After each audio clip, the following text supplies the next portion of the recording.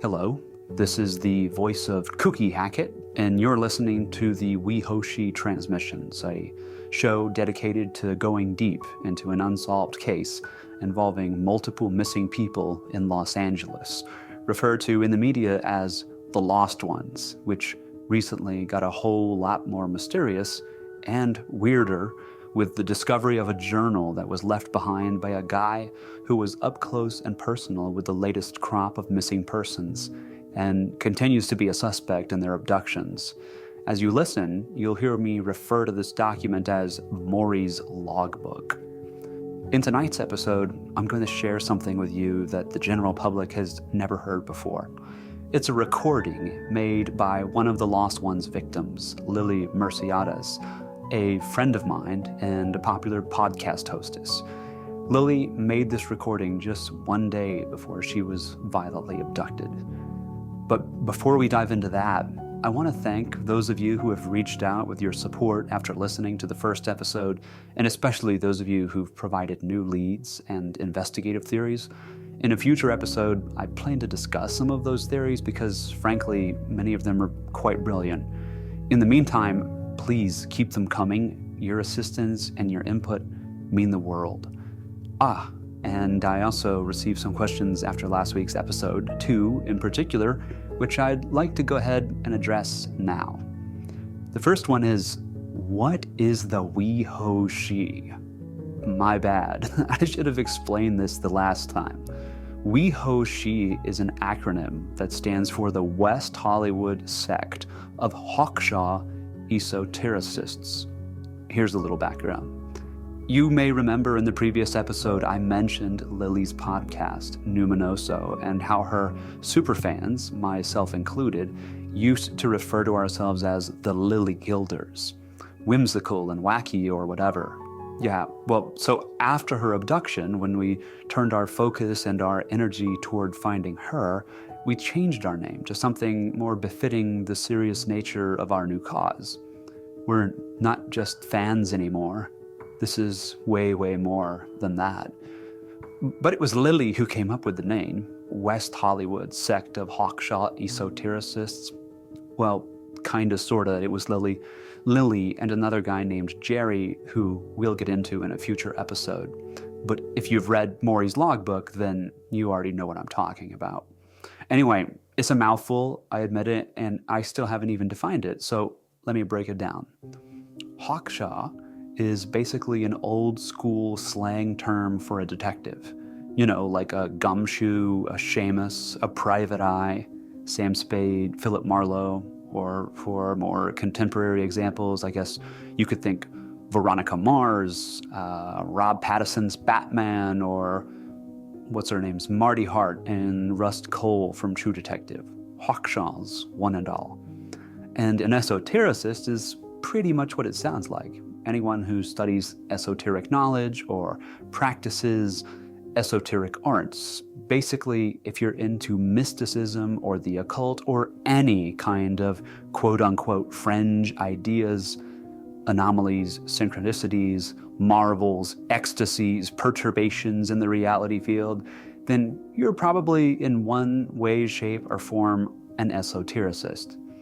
Honestly, we could easily dedicate a whole episode talking about the subcategories of beliefs that fall under this umbrella, but for now, let's just say that if someone thinks something you believe is weird, but you find it a useful way of seeing and understanding things, then you're probably a lowercase e esotericist of some kind or another. Anyway, put those two terms together, Hawkshaw esotericist, and what you get is a sort of metaphysical detective. Here's the official definition of the term, slightly abridged straight from Mori's Logbook. A Hawkshaw esotericist specializes in spiritual and metaphysical methods of detection, interrogation, and forensic examination. They're trained to hear and translate the many ways the universe is known to whisper. They divine both signs and portents and apply their esoteric insights to illuminate the answers to questions that were heretofore unanswerable. So there you have it.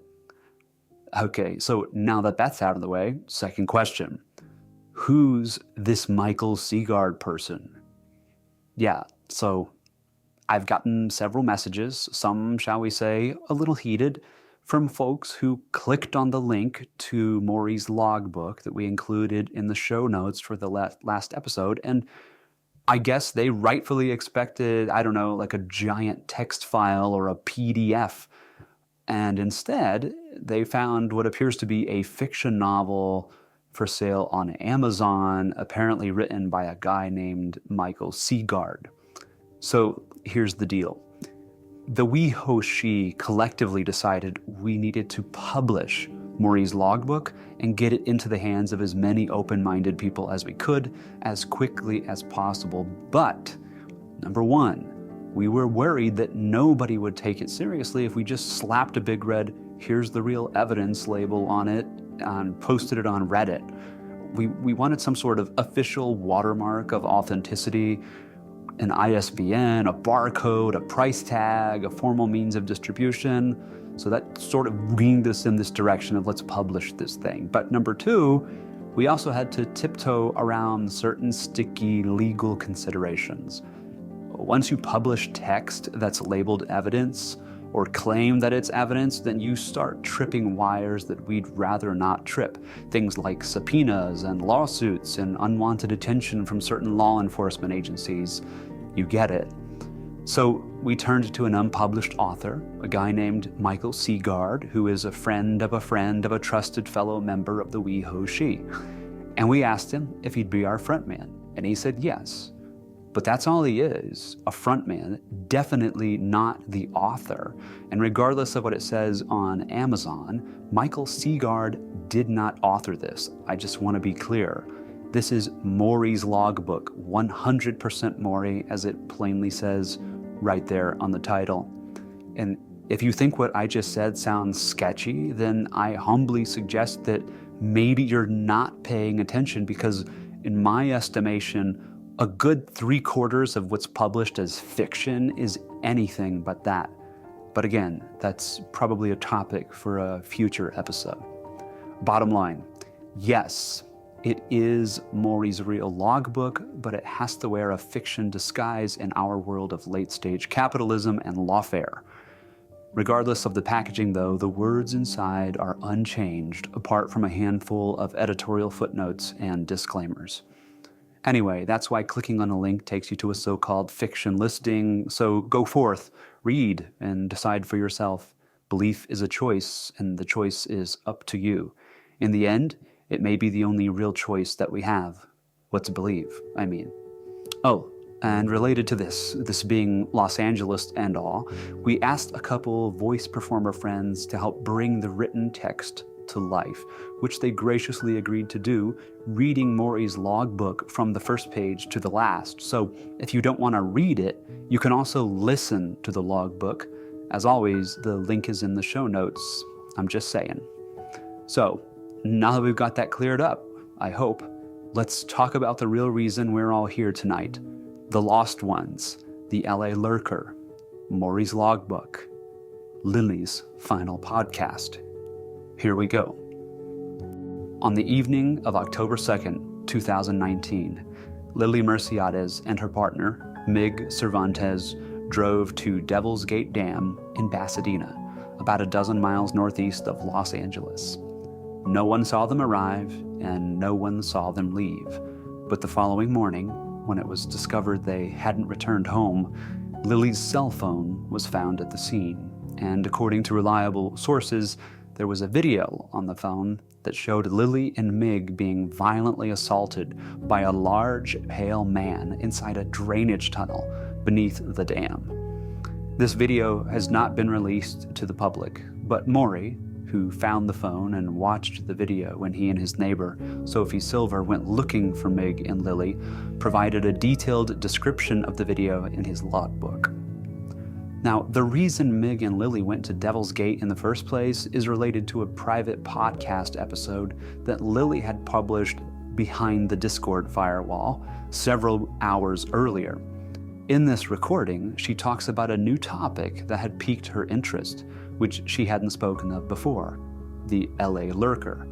Most of us had heard of the case in passing. However, as a group, we weren't generally into that sort of thing, true crime or whatever. But as usual, Lili had an interesting and unique take on the subject, a theory, if you will, suggesting that the Lurker crimes might somehow be linked to Devil's Gate in Pasadena, a place with a dark urban myth reputation and an occult reputation as well.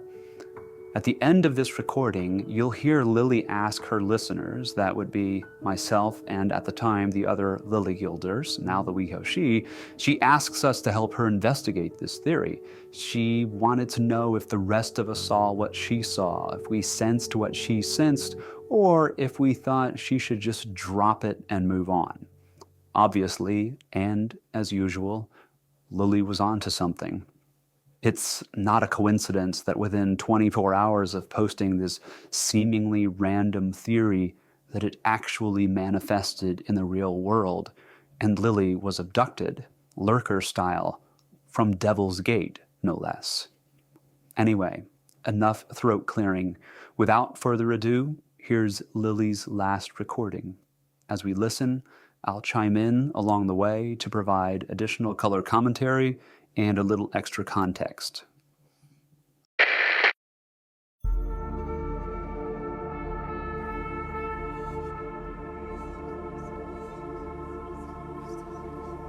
Hey amigos and amigas, my brothers and my sisters.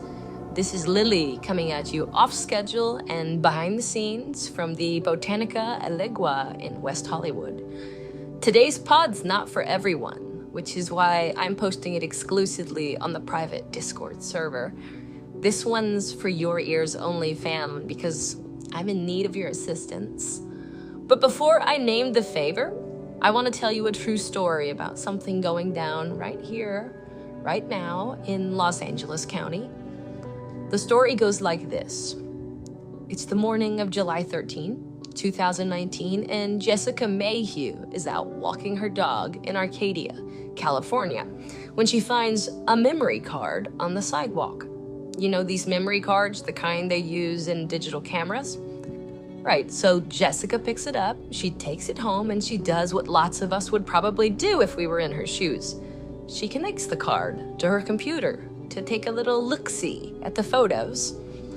But as she scrolls through the pictures, Jessica's skin begins to crawl because they're very deeply creepy and disturbing. It turns out this rando memory card she found holds the photo collection of a prolific peeping Tom. There are over 5,000 photos of 49 different people who appear to basically have no idea that someone's got a camera pointed at them. Imagine if someone took 100 pictures of you without you even knowing. Not just while you're out in public, but even when you're in places you assumed were private, like inside your own home, even in your bedroom. That's the vibe of these photos, right? And Jessica is appropriately spooked, so she quickly turns the memory card over to the local police department.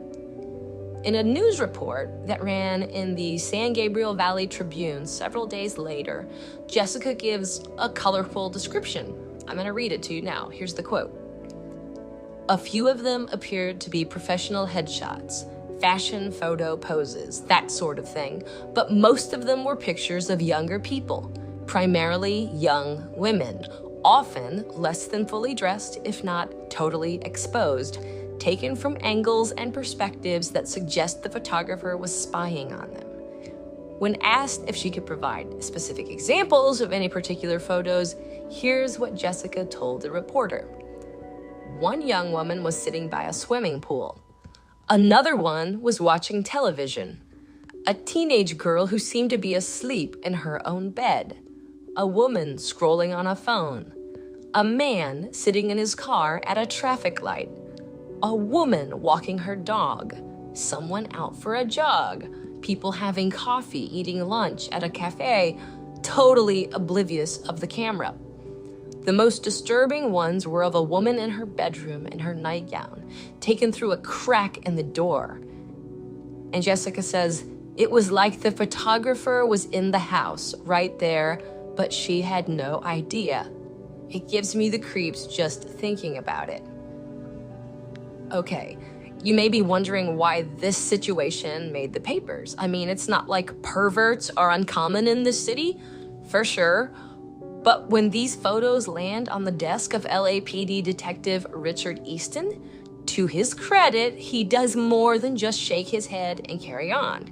No, my guy cross-checks the photos against driver's license registries using facial recognition software. Of the 49 individuals in the photos, Easton successfully identifies 31 names and dates of birth and home addresses, which he proceeds to cross-check against law enforcement databases, patiently entering the information one after another, and suddenly he gets a hit. And it's a hit that chills him to the bone. Her name is Mary Turner. There are 63 photographs of Mary on the camera memory card, all of them taken in 2012, when she was 22 years old, approximately 4 months before someone tried to abduct her while she was walking down the street in Whittier, California, which is generally a safe suburb in the eastern part of LA County. The attempted abduction happened in broad daylight around 2 p.m. on a sparkling spring Sunday.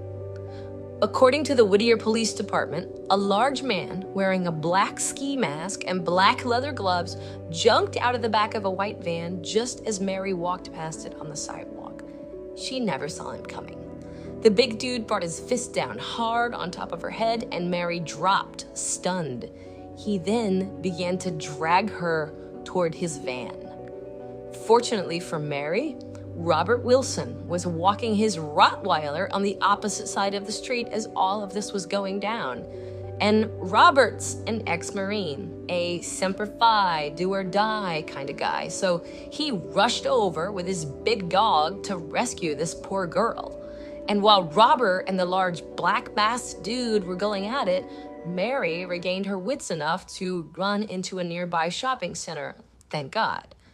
In the end, her assailant sped away from the scene, and in a story that ran on ABC7 Los Angeles that evening, Wilson, whose nose, by the way, and fibula and several ribs were broken in the altercation, described the abductor as a, quote, wild man, totally possessed, end quote.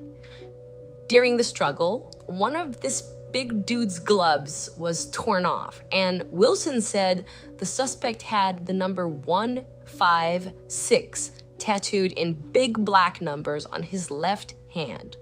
156, y'all. Let's just put a pin in that little detail for a second, because we're going to come back to it. Oh, and one other odd thing that Wilson said, supposedly this huge dude reeked of pungent chemicals.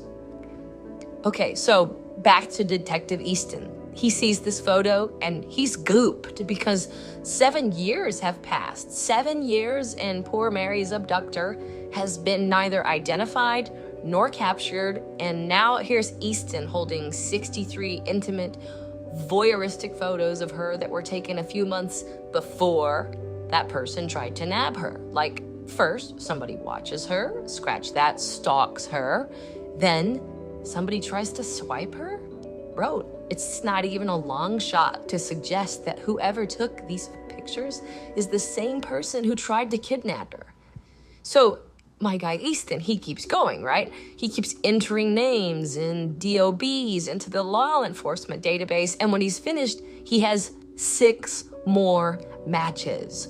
All of them are missing persons from the greater LA County area, people who disappeared between 2009 and 2018, people who remain to this day missing. I'm gonna name them now, one by one. May they be remembered and soon found. There were 72 photographs of Maria Cervantes, who was 21 years old when she disappeared on April 10th, 2009, just 6 weeks after the photographs were taken. Female, Hispanic, hazel eyes, black hair, 5 feet 6 inches, 119 pounds. Last seen leading a house party in Boyle Heights, Los Angeles, heading home on foot, home, which was only 2 blocks away. She had a cell phone with her, but it has never been recovered.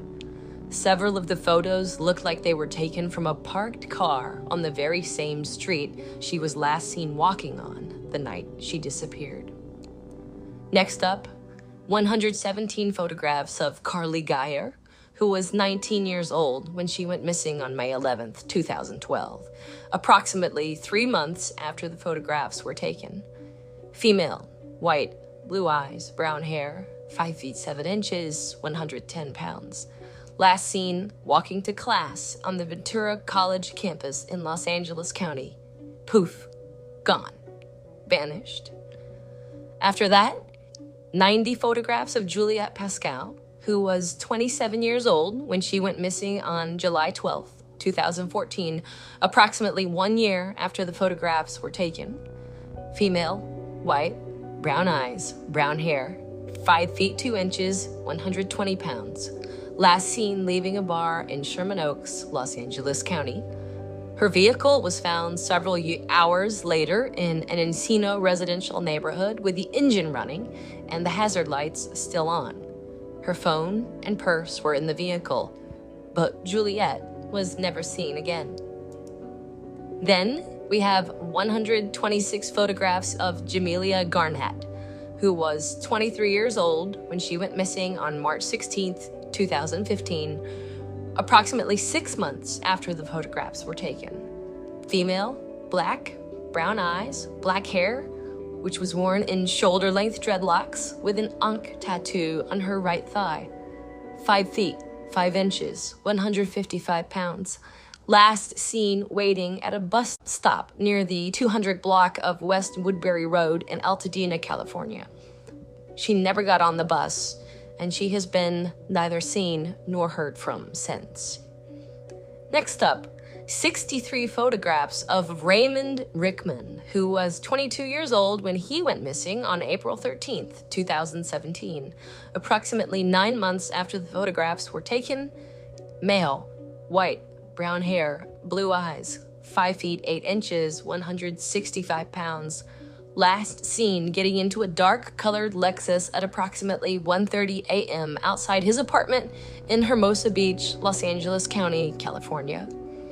And finally, we have 108 photographs of Sierra Aranda, who was 17 years old when she went missing on January 11th, 2018, approximately 60 days after the photographs were taken. Female, Hispanic, brown eyes, black hair. 5 feet 2 inches, 110 pounds. Last seen walking to school, but never got there. Her cell phone was found a few miles away from her home in Riverside, Los Angeles County, California. There was a strange photo on the phone taken on the morning she went missing. A blurry shot of a white van waiting at a four-way intersection. Obviously, Detective Easton has stumbled onto something deeply dark here. 49 individuals photographed without their knowledge. 1 of them becomes the victim of an attempted abduction. 6 of them just up and simply vanish. It's like, bro, this situation is getting drastic.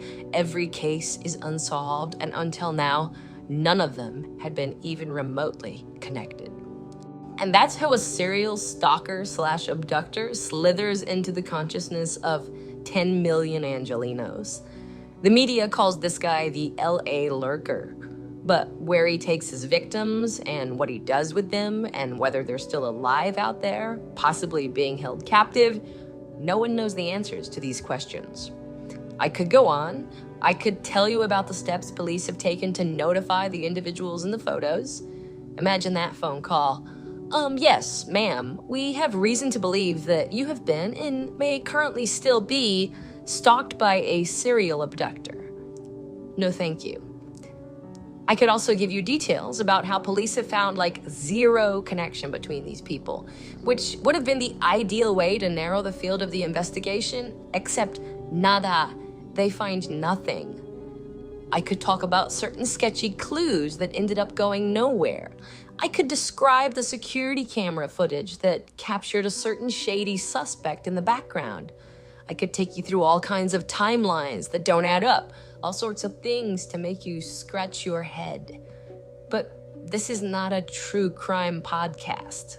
No, this is Numinoso. So I want to look at this from a different angle than the mainstream media. I mean, most people's default POV on this kind of story would be that the LA Lurker is some kind of psychosexual serial killer. And that may well be true. But if you're like me, then this one just feels different. This one has some extra weird vibes coming off it, like some paranormal and occult signals pinging in the local media static, which makes me wonder, maybe there's a story underneath the story. Maybe the LA Lurker isn't what we think. So here's the part where I present a theory and ask you guys to help me test it. I'm just spitballing, so don't jump me. This is merely speculation. First, let's go back to that pin that we stuck in the number 156, which was tattooed onto the left hand of the quote-unquote totally possessed big dude who tried to kidnap Mary Turner. But, so you don't tattoo random numbers on your body, am I right? Every tattoo has a meaning. And this number, this tattoo, that's where this story kind of starts weirding out, in my opinion. Try a Google search for 156 tattoos and see what comes back. Basically nothing. But plug the number into a gematria calculator and you'll get a short list of possible translations. And among them, there are these: I am an alien, and also Babylon Kali. Okay, let me interject here in case you're not familiar with Lili's reference to gematria. For those who don't know, gematria is a fascinating form of numerology found in Kabbalistic teachings, which suggests that there's a deep connection between numbers and words. This ancient method, deeply rooted in sacred texts, proposes that every letter and word carries a numerical value that unveils deeper meanings. These connections might even offer clues to understanding both historical and future events through documents like the Torah, for example. Now, the concept of gematria numerology stems from the idea that mathematics is the universal language of nature, and within it may be the keys to explaining our universe or evidence of supernatural power. Some modern scholars, Marty Leeds chief among them, have extended the principles of gematria beyond Hebrew to the English language, proposing that these numerical ciphers uncover universal truths and mystical insights across different languages and cultures.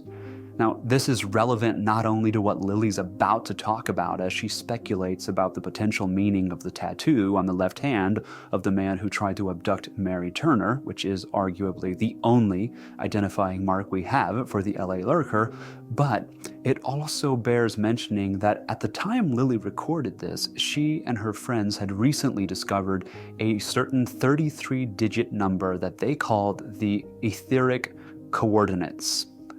These coordinates have become a key clue in this mystery, as you know if you've read Mori's logbook, and we'll dive deep on them in a future episode, but I just wanted to point it out for now. Okay, back to Lily. It's like, okay, let's dig a little deeper. 156, I am an alien.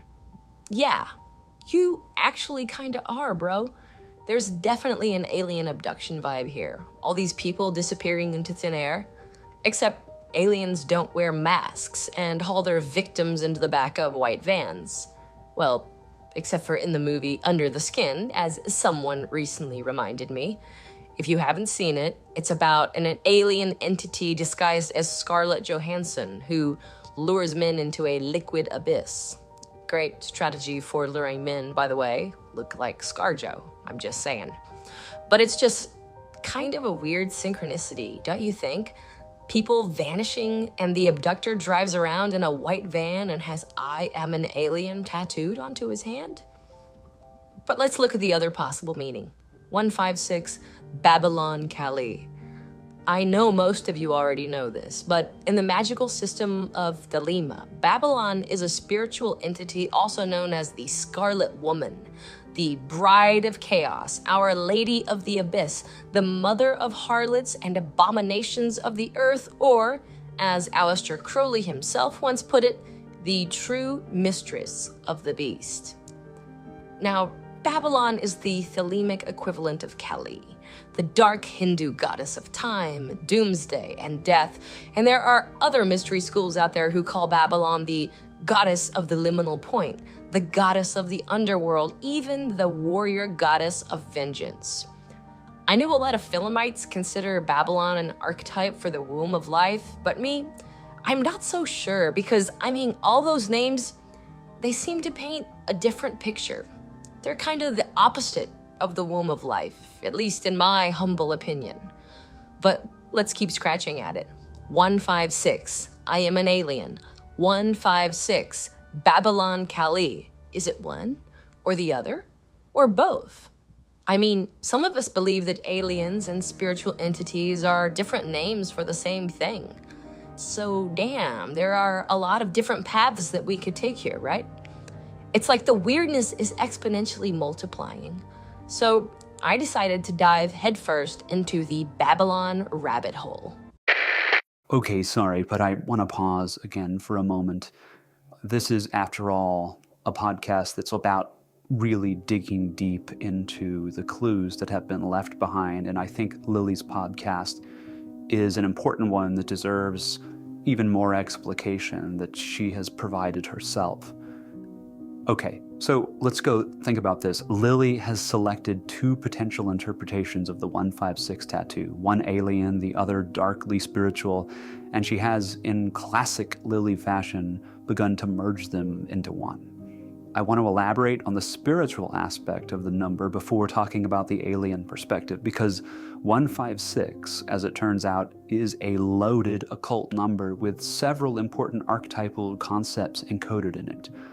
Lili briefly mentioned the Aleister Crowley's Thelemic interpretation of 156 as the value of the name Babylon, the Scarlet Woman, the embodiment of the divine feminine who signifies the cosmic role of a sacred harlot goddess who embodies liberation, sexuality, and spiritual power. In practical terms, 156 is the number of chaos. Chaos here is not mere disorder, but a title of Shoron's own, the guardian of the abyss, and also a secret name of the beast, which was Crowley's own moniker. Thus, 156 binds Babylon with Therion, the beast, the two central figures of the Thelemic mythos. And in Revelation's symbolism, the Scarlet Woman rides the beast. Crowley's numerology cements that relationship. 156 being chaos also implies primordial creative energy, the divine chaos that Babylon and the beast unleash together. It's as if 156 represents the alchemical union of feminine and masculine occult forces, or the fertile chaos from which new aeons are born. This dark, potent aspect of 156 resonates with the idea that Babylon is, quote, drunk on the blood of saints, end quote, i.e., nourished by chaos and ecstasy. Dark occult connotations indeed, as Lili hinted at. In Hebrew, 156 is also the numerical value of Zion, which traditionally refers to the holy hill or spiritual center, the sacred mountain. Occultists like Crowley and his later expositor Kenneth Grant noted this link. Symbolically, then, this paints 156 as a number of spiritual elevation and sacred space. It suggests that 156 carries the vibration of a gateway to the divine, an ascent to a holy place. Appropriately, in Thelemic cosmology, Babylon is said to reside in the City of the Pyramids, a spiritual realm atop the Tree of Life. Tellingly, 156 is also the number of the City of the Pyramids beneath the Night of Pan in Crowley's vision. In other words, crossing the abyss to reach the highest spiritual grades involves the 156 current, the current of Babylon. This links 156 to the idea of transcending the ordinary world to reach a higher mystical city. These concepts are Most likely not what the LA Lurker had in mind when he branded himself with this number, which is probably why Lili didn't mention them.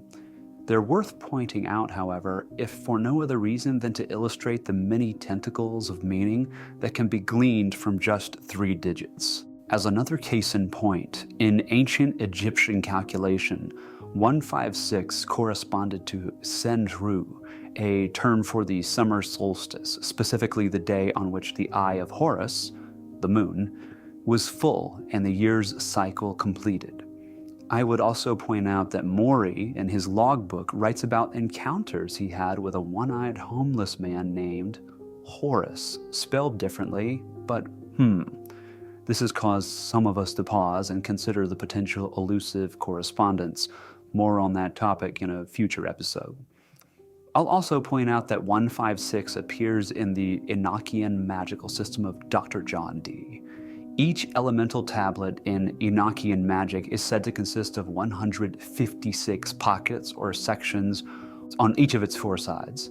So this ties 156 to the structure of the magical universe in that system as well. The number also pops up in unexpected places. For example, in some tantric traditions, the Sri Yantra is said to contain intersections or petals that total certain sacred numbers. And although 156 is not classic there, the principle of encoded numbers is similar. You get my point. I'll also mention that 12 times 13 equals 156. That's an interplay of the duodecimal, because cosmic order, 12 months, 12 zodiac signs, with the transcendent 13, often a member of transformation or the hidden element.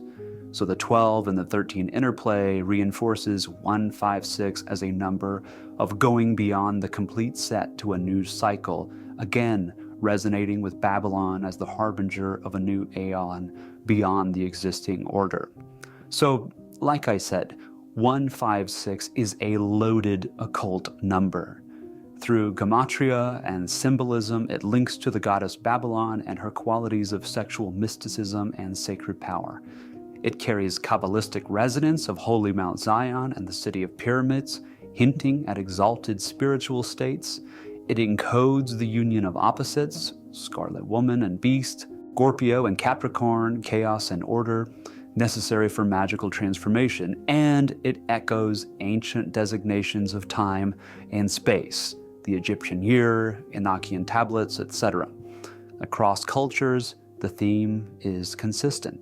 156 signifies a gateway to profound mystery, a portal to the other world, and a catalyst for transformation. I'll stop talking now and let Lili pick up where she left off, entering the proverbial rabbit hole of Thelema and finding there another synchronistic connection in the form of the infamous occultist, Jack Parsons. Back to her. Check this out. In the 1940s, right here in LA County, a group of Thelemites used to hang out at the home of Jack Parsons, a well-known rocket scientist by day and a hardcore sex and drug occultist by night, who liked to dabble in the dark side. And in 1946, my guy Jack crafted a magical ritual designed to invoke a sexy female elemental, whom he planned to impregnate, and their moon child would be Babylon Incarnate, whose birth would usher in the apocalypse.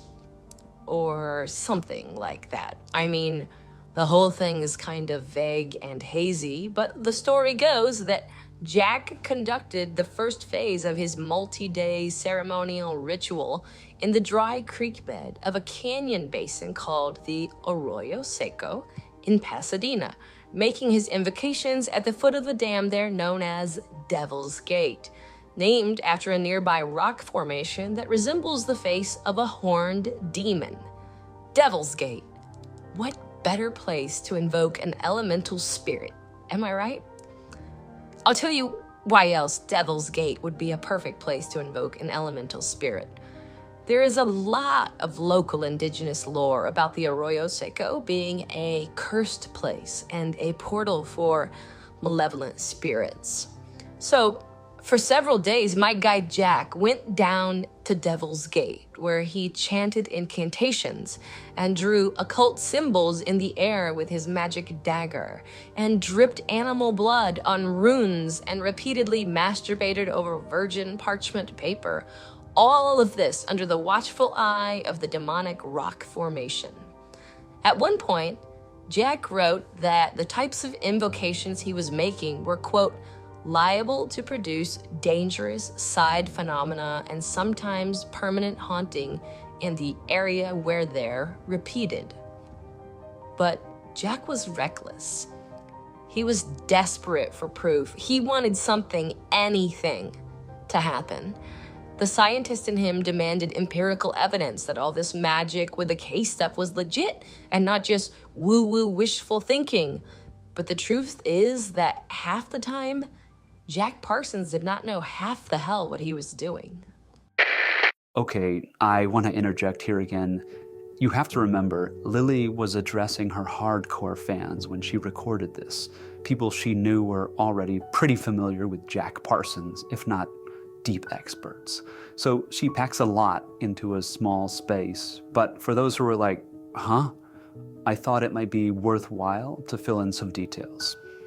Keep in mind how we got here. 156 equals Babylon Kali, and now Lili has honed in on an occultist who is infamous for something called the Babylon Working, a daring ritual he conducted in 1946. This series of ceremonies remains one of the most legendary and controversial magical experiments of the 20th century. Let's take a few minutes to explore what the Babylon Working entailed, its esoteric underpinnings, and the possible unintended metaphysical consequences attributed to it.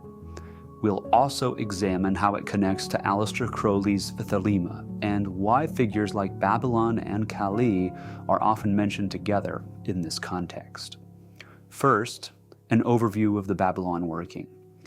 In January through March of 1946, Jack Parsons and L. Ron Hubbard, yes, the future founder of Scientology, then a Navy officer and science fiction writer, undertook a ritual intended to manifest the Thelemic goddess Babylon in human form. Parsons was the head of Agape Lodge, the California OTO branch of Crowley's order, and deeply steeped in Crowley's magic.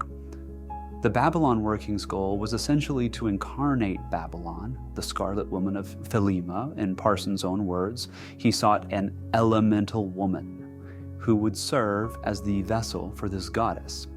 To achieve this, he used sex magic and Enochian invocations, derived from Elizabethan mage John Dee system, which I mentioned earlier, in an elaborate series of rites.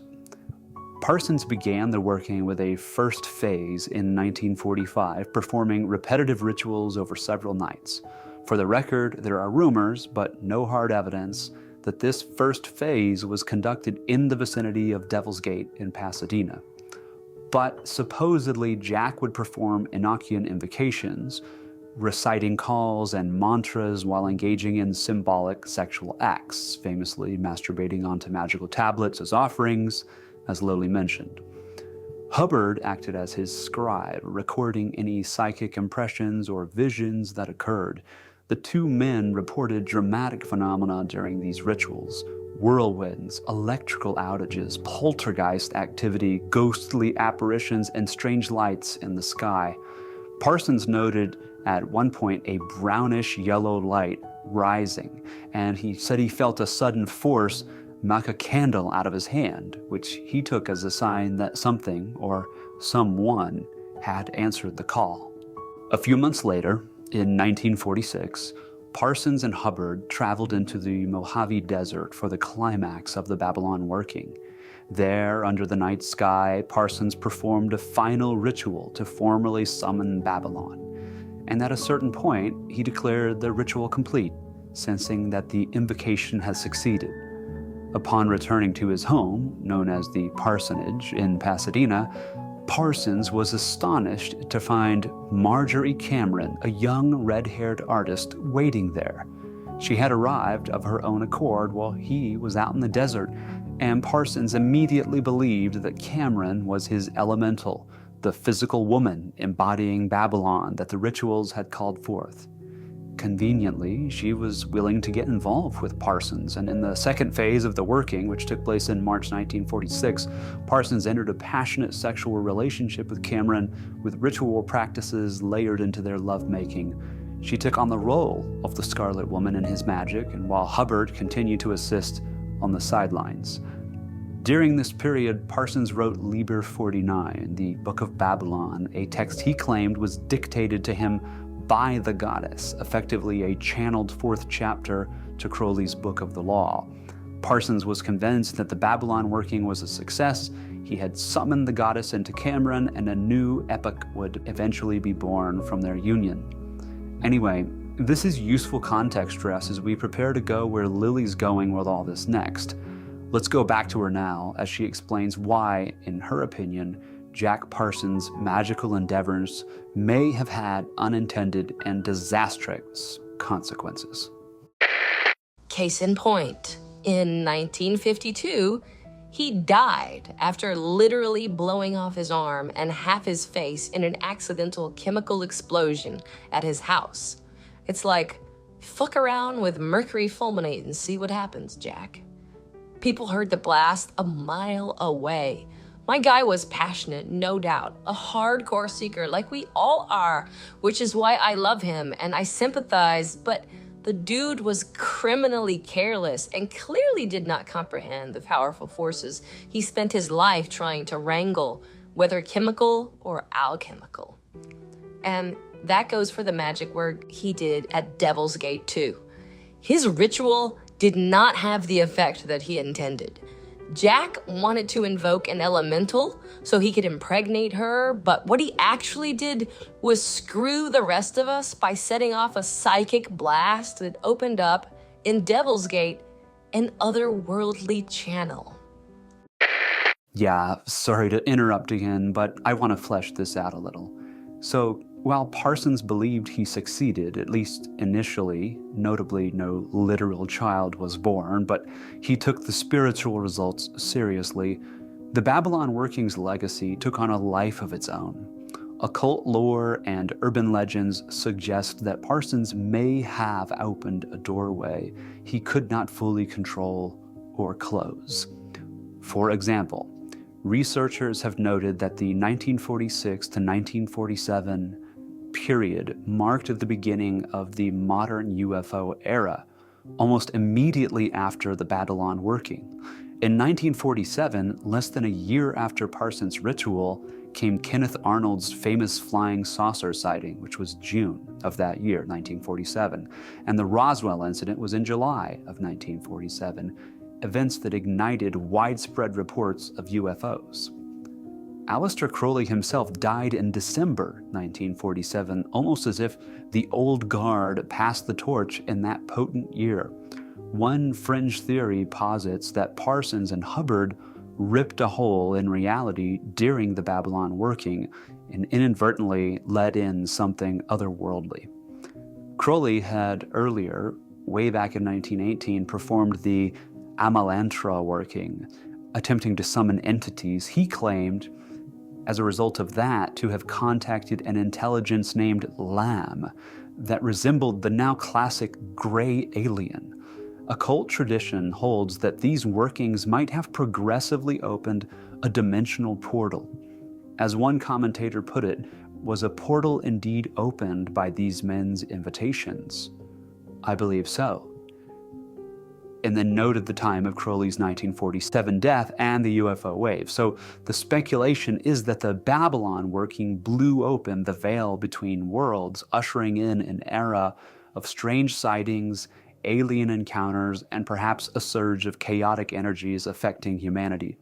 Some members of a supposed secret government group called the Collins Elite later allegedly concluded the same, that UFOs are not extraterrestrial, but demonic entities invited by occult rituals.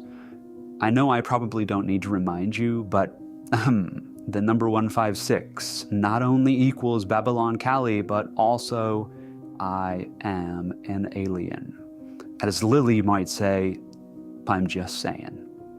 Anyway, let me say one more thing since I'm saying. In addition to the UFO lore, there's a local urban legend in Pasadena that Parsons' rituals opened a portal at Devil's Gate Dam. Parsons was indeed drawn to Devil's Gate. Both he and Crowley thought the area had intense occult power, and rumors hold that Parsons concluded dark rites there in the 1940s, attempting to summon a spirit or a demon. It is said that before he died, Parsons might have succeeded in opening that doorway that remains open to this day. The continued paranormal activity and eerie events around Devil's Gate, strange disappearances, ghost sightings, etc., more on that later, they are, in these legends, attributed to that unsealed portal. So in effect, Parsons wanted to bring Babylon into this world, and perhaps he did, but not in the form he expected. Instead of a utopian goddess, he might have unleashed a host of phenomena that defy easy explanation. Such claims are, of course, unprovable, but they persist in occult circles. So, with that context, back to Lili. Jack, what have you done? I mean, Google search the term Devil's Gate, and unlike 156 tattoos, you'll find more content than you can read or watch in just one lifetime.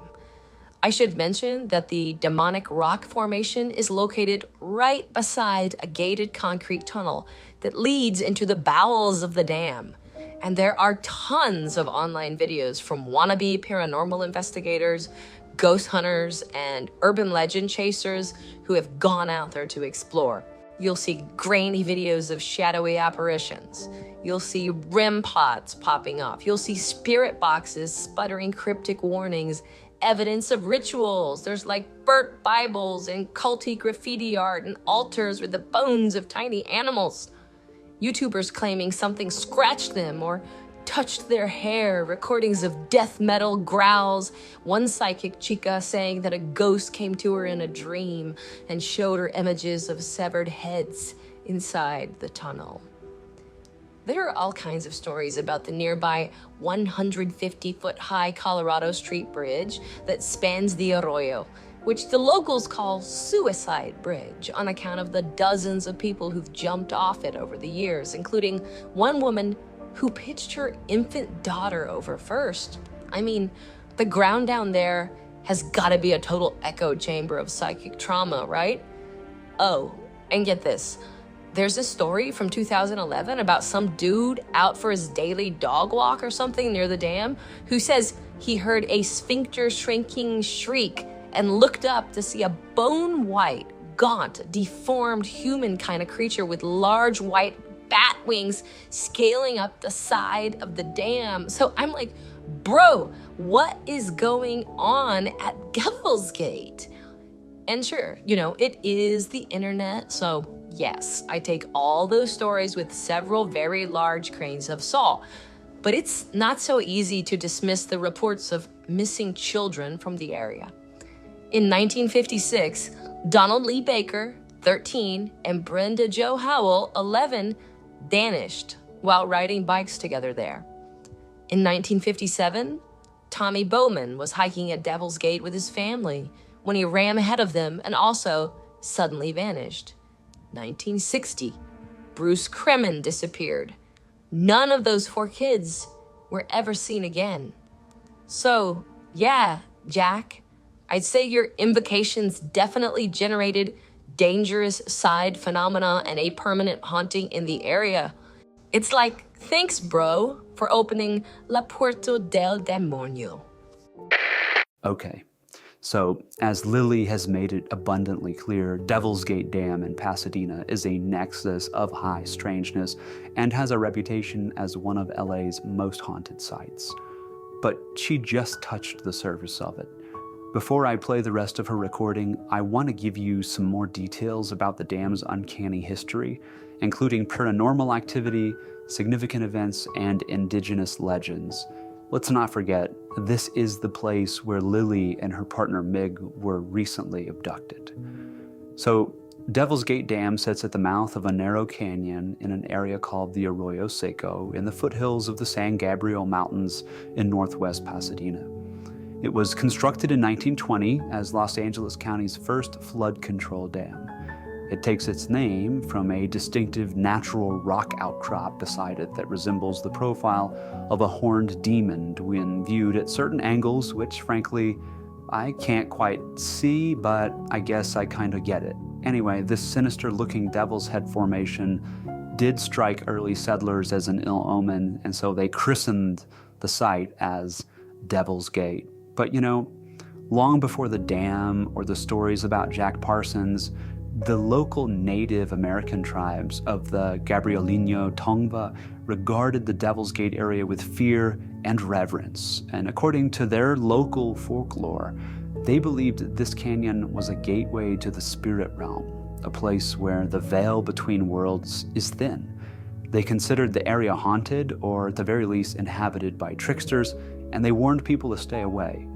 This is, of course, similar to how many cultures around the world view caves, deep ravines, or other liminal spaces as entrances to the underworld or the other world. The native legend also adds a deep time layer to Devil's Gate's mystique. It suggests that long before the devil was invoked, the land itself was seen as inherently magical, a power spot in the landscape, if you will. And then, of course, there's the occult history of the area, which I've already discussed with Jack Parsons and Crowley, etc. But also, as Lili mentioned, there's a history of disappearances in the area, with hers and Mig's being the most recent. Prior to that, the most disturbing part of Devil's Gate's history is a string of mysterious disappearances that took place in the 50s, which Lili covered. No bodies or definitive evidence were recovered in any of those disappearances that she mentioned, and the baffling lack of closure has given rise to eerie theories. Perhaps the children fell into hidden crevices. Maybe they were swept into the river, or, as some whispered, were taken by something not of this world. Decades later, an imprisoned serial killer named Mac Ray Edwards, who operated in Los Angeles in the 1950s, confessed to murdering 6 children, and he hinted that he killed others, and he was suspected in a couple of the cases, but Edwards never provided proof or locations for those victims. Thus, officially, they all remain unsolved cases. The cluster of vanishings around the same area led locals to dub the vicinity the Forest of Disappearing Children. The legend of a supernatural culprit took hold, and people speculated that a kidnapper spirit or demon might haunt the canyon. The fact that Parsons had supposedly opened a portal there just a few years prior led to an almost folkloric connection. Were these children the price of Parsons' meddling? In occult myth logic, it's almost as if the area demanded a sacrifice. Though there's zero evidence the disappearances were ritual in nature. Nonetheless, the timing and the location fueled the enduring urban legend that something malignant lurks around Devil's Gate. While we're on this topic, let me just say that the LA Lurker, which is essentially an unknown entity kidnapping people, really fits into a broad motif of abduction lore. Before the era of UFOs, people spoke of fairies and sprites abducting humans. In medieval Europe, it was commonly believed that fairies could kidnap children or even adults and whisk them off to fairyland. Often, the victims would vanish near a lake, a forest, or a fairy mound, only to reappear days or years later, or never. One classic motif is the changeling, where a fairy steals a human baby and leaves a fairy substitute in its place. While none of the Devil's Gate children ever reappeared, the idea that something from the portal stole them is basically a modern fairy tale. UFO researchers like Jacques Vallée have famously pointed out that alien abduction accounts strongly resemble other fairy abduction stories. The pattern is the same, only the labels change. Vallée writes, they also used to abduct people to fairyland. He's doing this when he's comparing directly UFO occupant stories with fairy lore. In both cases, time dilation, memory loss, and otherworldly encounters occur. So when we hear of kids vanishing after turning a corner on a trail, One parallel is the tale of a child wandering off the path and getting lost in the fairy realm. Another parallel can be drawn to the phenomenon documented in David Paulides' Missing 411 series, clusters of mysterious disappearances in national parks, which some, myself included, attribute to clandestine UFO or cryptid activity. Devil's Gate could easily feature in such a catalog.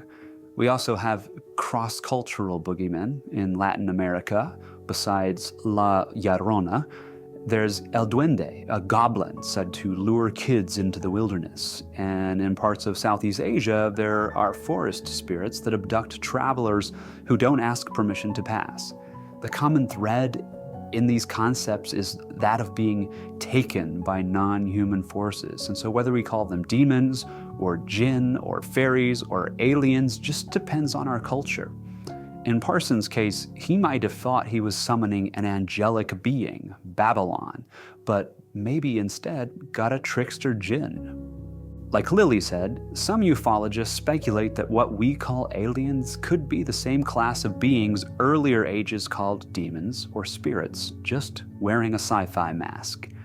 The implication is that the mode of contact, occult ritual versus close encounter, is really secondary. The phenomenon adapts to the cultural context. Thus, bridging Parsons to UFOs to fairies, all might be manifestations of a similar mystery.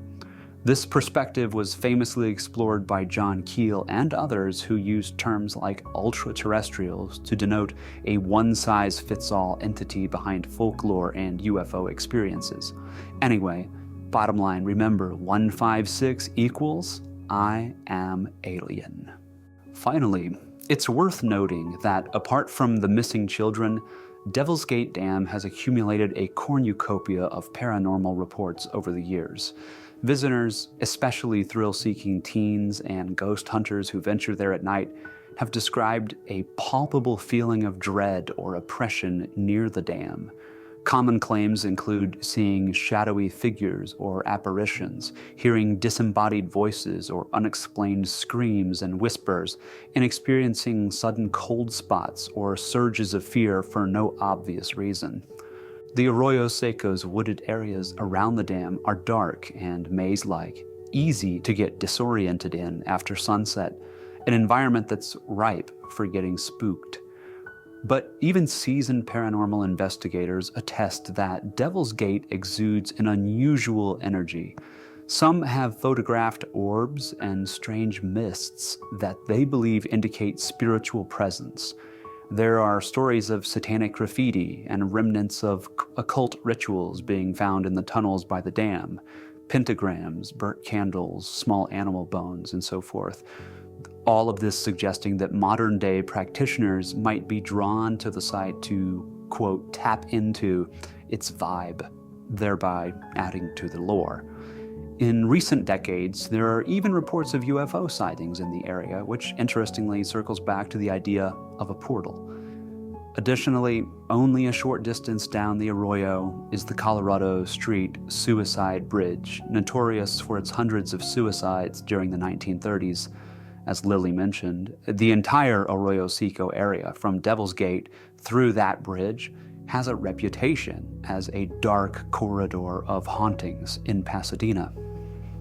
I don't know about you, but it definitely freaks me out to know that Lili was abducted from this very spot less than 24 hours after speculating about it. A coincidence? I don't think so. Anyway, back to Lili. Okay, so let me pause here. I'm sure some of you are like, Lili, where is this going? Please bear with me and let's lay these things down side by side. Number one, the LA Lurker is a, quote, totally possessed serial stalker and abductor who drives a white van and has the number 156 tattooed on his hand. Number two, 156 can be translated into I am an alien and or Babylon Kali. Some people think spiritual entities and alien entities are basically the same thing. Number three, There is a long tradition of alien abduction stories that go back thousands of years, including a recent movie involving an alien in disguise who uses a white van to lure victims into a black and tarry abyss. Number 4, Babylon Kali is the goddess of liminal spaces and the underworld, the Lady of the Abyss, who a horny, reckless magician once tried to incarnate using ritual invocations at Devil's Gate in Pasadena. And number 5, Devil's Gate is a liminal zone for sure, a landscape with metaphysical undercurrents flowing through it, a place where demons are entombed in rock, where tunnels bore into the darkness, where children have vanished, where spectral energy and unexplained phenomena seem to flourish. You see it, right? This fog of weirdness blowing in. I feel like I'm groping around in a pitch dark room, trying to get a sense of where the walls and furniture are at when suddenly my hand makes contact with something solid, but it's not a wall and it's not furniture. So like, what is it? This is what I'm formally asking all of you to help me figure out. I need all 300 plus of you accultured geniuses and spirit stirrers to help me dive into these weird and eerie waters. Do you see what I see? Do you feel what I feel? Or maybe you sense something different. Tell me. I want to know. And you won't hurt my feelings if you tell me that it's nothing. If you tell me, Lily, you are loco, chica, drop it. I want to know that too. Hit me up on the Discord where I'll be eagerly awaiting. But I love you guys for even listening, for keeping your minds open, for always being willing to explore possibilities with me. Seriously, thank you from the bottom of my heart. Okay, that's all for now, mi familia extraña. And until we meet again, don't forget, the capital T truth does not require our participation in order to exist. So if you want it, you have to go and find it.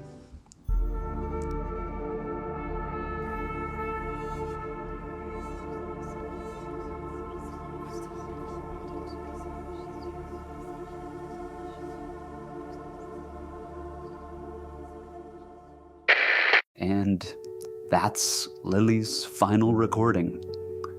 I know it's a lot to take in, the abductions, the 156 angle, Devil's Gate, Jack Parsons, and all the cosmic weirdness swirling in it. But we in the West Hollywood sect of Hawkshaw Esotericists have spent a good chunk of time connecting these dots, and I'd like to leave you with a handful of theories we've developed about what might have happened to Lily. The first theory we're weighing says the LA Lurker is just a regular, if that word even applies, human predator exploiting occult vibes to hide his crimes. In this scenario, the big black 156 tattoo is more of a scare tactic, maybe even a deliberate red herring meant to sow confusion. It's plausible that the abductor is purely flesh and blood, orchestrating each disappearance meticulously, using occult symbology and urban legends as a smokescreen. The question, of course, is whether he's truly alone or part of a broader, hidden web of collaborators, because Lily's abduction suggests a setup way more elaborate than your typical creeper with a camera. We're, by the way, still trying to track down the identity of the anonymous tipster who drew Lily and Mig out to Devil's Gate in the first place. No luck so far, but I'll keep you posted. On the flip side, there's another idea we can't overlook, and it's this.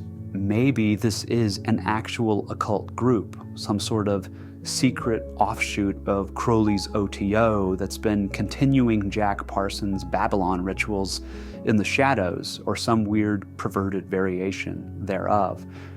If 156 is code for Babylon, or Babylon Kali, as Lily speculated, then it's entirely possible a coven or cult is performing twisted rites at Devil's Gate and other underground locations. And in that light, the vanishings might be ritual sacrifices or attempts to conjure or appease something.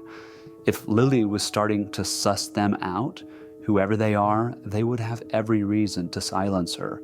But taking her at that very spot would seem to run counter to maintaining secrecy about what they were up to, so we're not really sure what to make of that particular angle.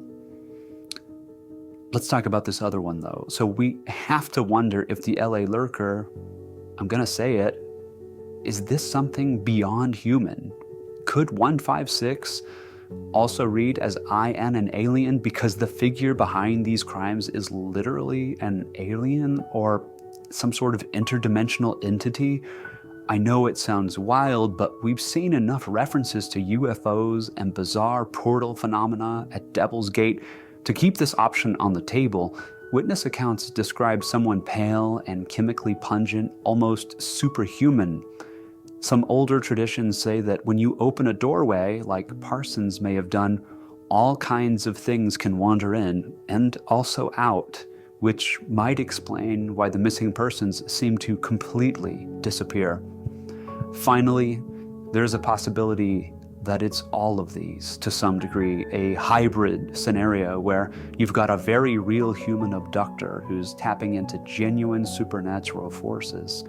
If 156 resonates both magically and psychologically, and Devil's Gate is indeed a liminal hotspot, then maybe the Lurker is a flesh and blood predator and a channel for something bigger. Lili, in her final broadcast, might have chipped away at that synergy, naming and linking all these elements before she disappeared. So those are the leading theories on our docket. Which one is correct?